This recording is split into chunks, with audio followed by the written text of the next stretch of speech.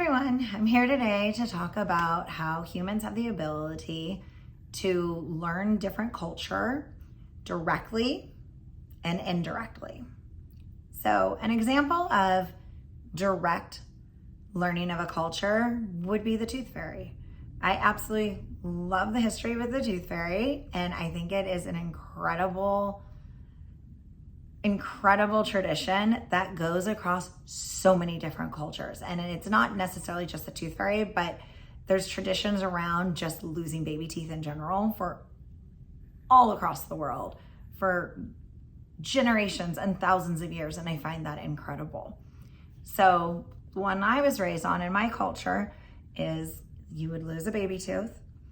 You put that baby tooth under your pillow or put it by your pillow somewhere close to where you're going to sleep.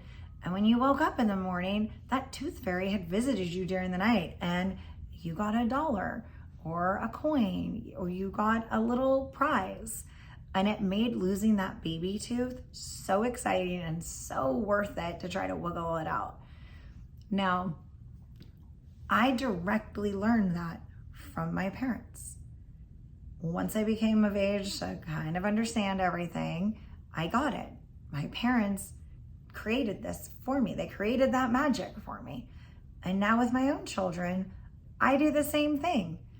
When we lose a baby tooth, that excitement is there. We have our tooth pillow. It's all fun. And I stay up late making sure, put it in, take the tooth, and leave a little tooth fairy receipt. And it's so fun. And it's a tradition in our culture that I learned directly from my parents.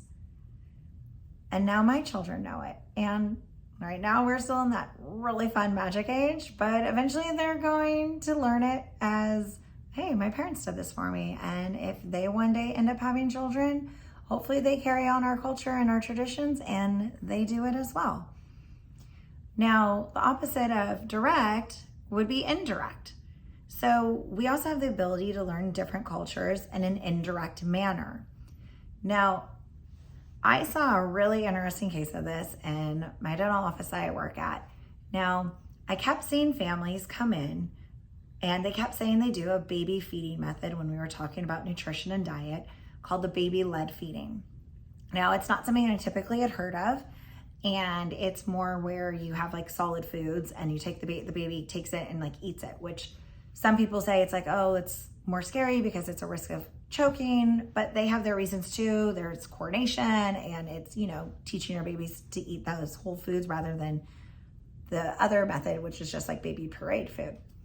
Now, the thing that was interesting about this was I kept noticing more and more families doing this baby-led feeding method, and I realized they were all living on the west side of our town, which I was like, took a note. I'm like, that's crazy. Like, why? Like, interesting. But then from the east side of town, I would see people's addresses and know where they live. And they were doing more the baby puree, where spoon feeding your baby. So I started thinking about this, and it's like this new culture of baby-led feeding method was all learned indirectly. People started going to parks or going to parties and entering their parent groups and seeing other parents start doing this. This could have all started just with one person that came in, and maybe it was their culture. Maybe it was something totally new for them that they learned and wanted to do.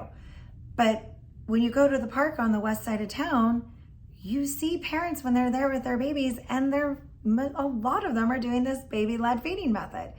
And other parents go and they observe them doing this feeding method. And then they adapt to that and they end up start doing it too. They just learned that culture from observing it and from hearing about it.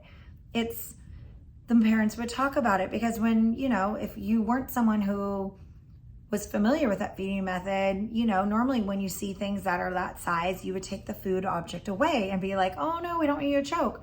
But where in this case, that's their feeding method that they use. And more people were adapting to it because they were indirectly learning that culture. It's very fascinating to watch. Now, not everybody adapted to that, but it stood out, and it was a large number on one side of town who was doing this new feeding method. On the other side, It was the baby food, processed, pureed, homemade, but spoon feeding your baby. So those are just 2 examples of how you can learn different culture, and you can learn culture directly or indirectly.